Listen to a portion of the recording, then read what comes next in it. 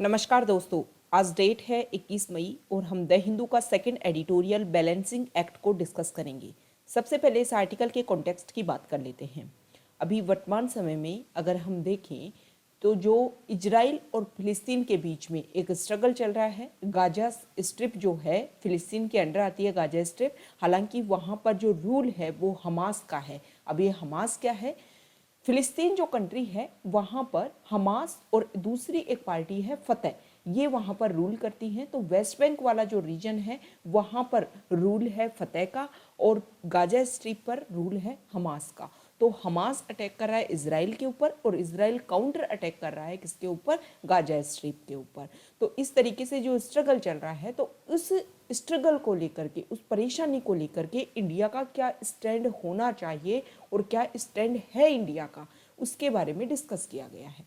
थोड़ा सा अगर हम हिस्ट्री की बात करें तो 1947 में इंडिया आज़ाद होता है। उसके बाद में इंडिया हमेशा से फिलिस्तीन के साथ में खड़ा रहा। मतलब इंडिया ने हमेशा कोशिश की कि फिलिस्तीन के जो लोग हैं उनके जो राइट्स हैं वो हमेशा सेव हो सके। लेकिन 1992 के बाद में इंडिया के इजराइल के साथ में रिलेशन थोड़े ठीक होने लगे और प्रेजेंट टाइम में इंडिया के जो रिलेशन हैं वो इजराइल के साथ में भी काफ़ी अच्छे हैं। लेकिन इंडिया ने हमेशा एक बैलेंसिंग एक्ट, मतलब बैलेंस बनाने की कोशिश की है। ना तो इजराइल को अपोज किया और ना ही फिलिस्तीन को अपोज किया, बल्कि ये बोला है कि दोनों देशों को इस मुद्दे को जल्दी से जल्दी सुलझाना चाहिए और इस तरीके से जो एक दूसरे के ऊपर अटैक कर रहे हैं ना, वो सही नहीं है। बैलेंसिंग एक्ट मतलब संतुलन बनाने वाला कार्य। इंडिया शुड अपोज, इंडिया को विरोध करना चाहिए। किस चीज़ का विरोध करना चाहिए? इनडिस्क्रिमिनेट। इनडिस्क्रिमिनेट एक एडजेक्टिव है और इसका अर्थ होता है बिना सोचे समझे, अंधाधुंध। Attacks on Israel and disproportionate मतलब बेमेल बॉम्बिंग ऑन गाजा। देखो, भारत को गाजा के ऊपर जो बेमेल बॉम्बिंग हो रही है और इजराइल के ऊपर जो अंधाधुंध अटैक हो रहे हैं उनका विरोध करना चाहिए। At the open UN Security Council session on Sunday on the Gaza conflict, India, a non-permanent member, attempted a delicate का अर्थ होता है किसी चीज़ को सुलझाने के लिए कोई स्किल की जो ज़रूरत होती है। Delicate balancing act by reaffirming its traditional support for the Palestine cause without abandoning मतलब त्याग करना its new friend Israel। Sunday को यूएनएससी की मतलब यूनाइटेड नेशन सिक्योरिटी काउंसिल की सुरक्षा परिषद की, संयुक्त राष्ट्र सुरक्षा परिषद की मीटिंग होती है, सेशन होता है और उसमें गाजा कन्फ्लिक्ट के ऊपर बोला जाता है कि क्या किया जाना चाहिए। तो इंडिया, भारत जो इस समय एक नॉन परमानेंट मेंबर है, यूएनएससी के 15 मेंबर्स होते हैं जिसमें से 5 परमानेंट होते हैं और 10 नॉन परमानेंट होते हैं। अब जो नॉन परमानेंट है उनको हर 2 साल के लिए उनको क्या दिया जाता है? ये पद दिया जाता है। तो इंडिया इस समय नॉन परमानेंट मेंबर है जो एशिया वाले रीजन से इंडिया रिप्रेजेंट कर रहा है यहाँ पर। तो इंडिया जो एक नॉन परमानेंट मेंबर है उसने फिलिस्तीन के साथ में, तो देखो हमने स्टार्टिंग में भी डिस्कस किया कि एक ट्रेडिशनल सपोर्ट दिया है हमेशा से इंडिया ने फिलिस्तीन को और प्रेजेंट टाइम में इजराइल के साथ में भी, मतलब नया नया मित्र बना है इजराइल। तो इंडिया ने फिलिस्तीन का ना तो विरोध किया, हम उसको तो ट्रेडिशनल सपोर्ट को रियफर्म किया ही, मतलब रियफर्म मतलब पुनः पुष्टि करना कि हम आपके साथ हैं। और जो नए दोस्त हैं इंडिया के, इजराइल, ना उसको त्याग किया ना उसका साथ छोड़ा, मतलब दोनों के बीच में एक बैलेंसिंग, एक संतुलन बनाने वाला स्टेटमेंट दिया इंडिया ने। TS Tirumurti, India's permanent representative at the UN. TS Tirumurti UN में, यूनाइटेड नेशन में इंडिया के परमानेंट रिप्रेजेंटेटिव हैं। उन्होंने क्या किया? Expressed concern over the violence in Jerusalem and the possible eviction मतलब होता है बेदखली, एविक्शन का मतलब होता है बेदखली प्रोसेस ऑफ फिलिस्तीन families in Sheikh Jarrah and warned against attempts to unilaterally change of status quo। status quo मतलब प्रेजेंट टाइम में जो सिचुएशन है, यथास्थिति, जब present situation in Jerusalem. India के जो यूएन में परमानेंट रिप्रेजेंटेटिव हैं टीएस तिरुमूर्ति, उन्होंने क्या किया? उन्होंने बैलेंस इस्टेब्लिश किया। जेरूसलम में जो वायलेंस हो रहा है उसके ऊपर कंसर्न व्यक्त किए। इसके अलावा फिलिस्तीन की फैमिलीज़ को जो शेख जारा जो जगह है वहाँ से निकालने की, वहाँ से एविक्शन की, बेदखली की जो प्रोसेस चल रहा है उसका भी विरोध किया। And warned against attempts to unilaterally change the status quo in Jerusalem, और जेरूसलम का जो खुद ही मतलब एक तरफा आप उसका स्टेटस चेंज करने की कोशिश कर रहे हो उसके खिलाफ में भी संकेत दिए इंडिया ने। ही ऑल्सो रिटेरिएटेड, ये सारे जो स्टेटमेंट है वो फिलिस्तीन के साथ वाले स्टेटमेंट हैं। ही ऑल्सो रिटेरिएटेड, रिटेरिएटेड मतलब होता है किसी चीज़ को बार बार दोहराना। India's strong support for the just Palestinian cause and it's unwavering, unwavering मतलब अटल कमिटमेंट, दृढ़ता of the two state solution. दूसरी तरफ इजराइल के लिए इंडिया ने क्या बोला कि हम फिलिस्तीन का जो कोज है उसके लिए इंडिया ने एक स्ट्रॉन्ग सपोर्ट की बात की, और दूसरी तरफ जो दो राष्ट्र का जो समस्या का जो सॉल्यूशन है उसके ऊपर अपनी अटल प्रतिबद्धता को भी इंडिया ने दर्शाया। बट इंडिया वाज केयरफुल, लेकिन इंडिया इस चीज़ के लिए सतर्क था। Not to upset Israel sensitivities, मतलब वो इजराइल की जो भावना है उनको भी इफेक्ट नहीं करना चाहता था इंडिया, इस चीज़ के लिए सतर्क था India. There is a direct condemnation, condemnation मतलब होता है किसी चीज़ की निंदा करना, ठीक है, तिरस्कार करना। There is a direct condemnation of the rocket attacks from Gaza, Gaza से जो डायरेक्ट रॉकेट अटैक हो रहे हैं इसराइल के ऊपर उसकी डायरेक्ट निंदा की है इंडिया ने, sorry, but no direct reference to the disproportionate bombing Israel has been carrying out on the impoverished Gaza Strip since May 10. impoverished मतलब किसी को शक्तिहीन कर देना, किसी की जो शक्ति थी उसको आपने छीन लिया। इंडिया ने क्या बोला है, गाजा से जो अटैक हो रहे हैं उसकी तो निंदा की है, लेकिन इजराइल के द्वारा जो बेमेल बॉम्बिंग की जा रही है किसके ऊपर, गाजा स्ट्रिप के ऊपर, उसके बारे में कुछ भी नहीं बोला है इंडिया ने। India also did not make any reference to the status of Jerusalem on the future borders of the two states, in line with a recent change in its policy. और ना ही इंडिया ने किस चीज़ के ऊपर बोला, Jerusalem जो मुद्दा है उसका जो स्टेटस है, क्योंकि इजराइल बोलता है कि जेरूसलम मेरा है और फिलिस्तीन बोलता है कि जेरूसलम हमारा है, तो उसको लेकर के भी इंडिया ने कोई स्टेटमेंट नहीं दिया कि दो स्टेट्स के बीच में जो फ्यूचर बॉर्डर होगी वह कहाँ तक होगी। मतलब ना तो जेरूसलम के ऊपर इंडिया ने कुछ बोला और ना ही बॉर्डर। देखो इंडिया हमेशा से बोलता है कि 1947-48 में जब यूएन ने इस चीज़ को अपनाया था कि फिलिस्तीन और इजराइल एक दो अलग अलग देश होंगे, और उस समय जो बॉर्डर थी ना उसको अपनाया जाना चाहिए। बाद में जो युद्ध हुए उनको छोड़ देना चाहिए, इजराइल को जो जगह है वापस दे देनी चाहिए फिलिस्तीन को, और उसी बॉर्डर को माना जाना चाहिए। पहले ऐसे बोलता था इंडिया, लेकिन अभी हाल फिलहाल ने इंडिया ने अपनी पॉलिसी में रिसेंट हाल में ही चेंज किया है, परिवर्तन किया है। अंटिल 2017 तक the Indian position was that it supported the creation of an independent sovereign Philistine state based on the 1967 border and with East Jerusalem as its capital that lies alongside Israel.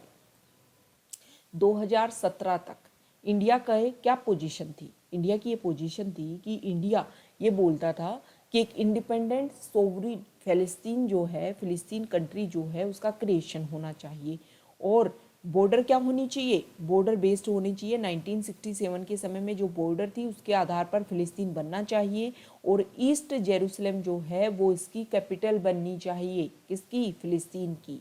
और ये कहाँ पर है, Israel के आसपास में, Israel की जो बॉर्डर है उसके आसपास में जेरूसलम है, और जेरूसलम का ईस्ट वाला जो पार्ट है वो कहाँ होना चाहिए, फिलिस्तीन का, फिलिस्तीन की राजधानी होनी चाहिए। ये इंडिया का स्टैंड था 2017 से पहले था।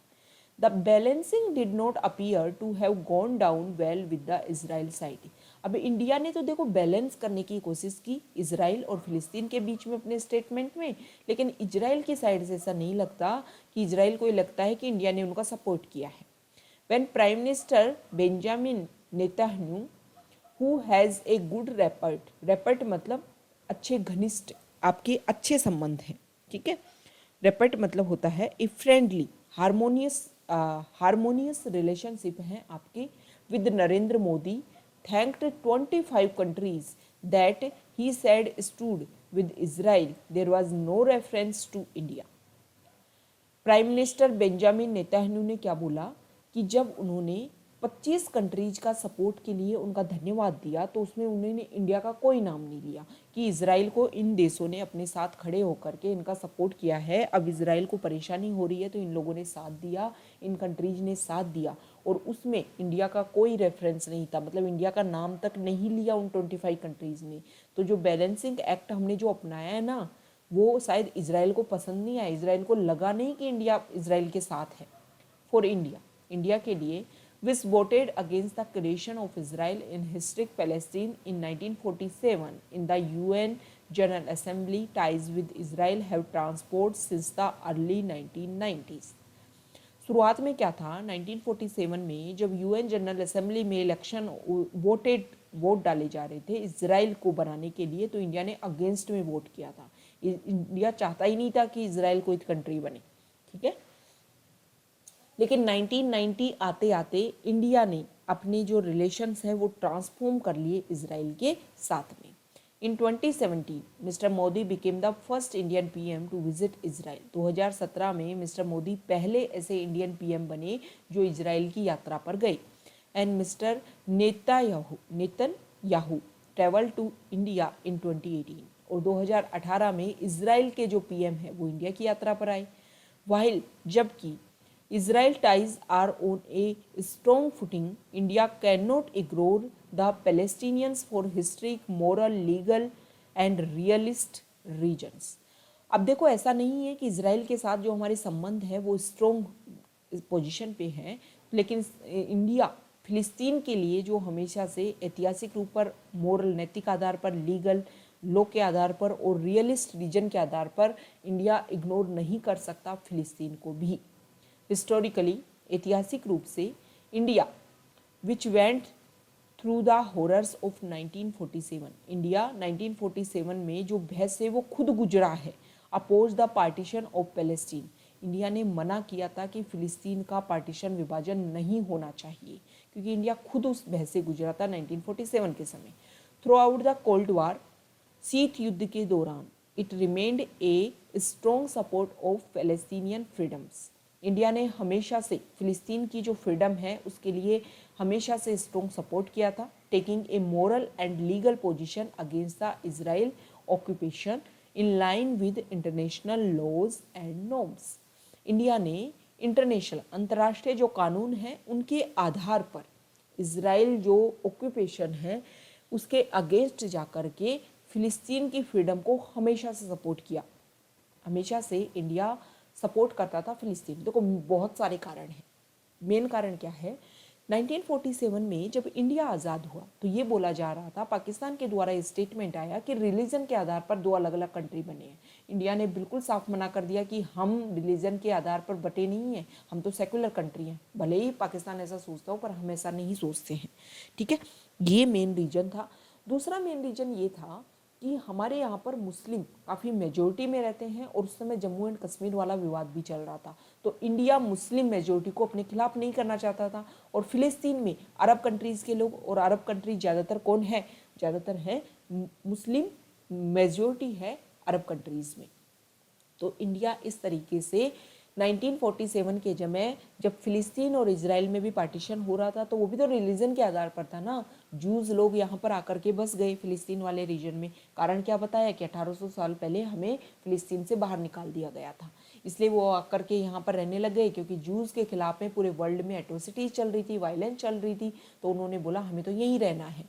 जब ब्रिटेन कॉलोनीज को छोड़ करके चले गए, फिलिस्तीन भी उनकी कॉलोनी थी, उनको छोड़ के गए, तो यूएन को मुद्दा दे गए कि भैया आप बंटवारा करो, अब फिलिस्तीन और इजराइल के मुद्दे को आप सुलझाओ।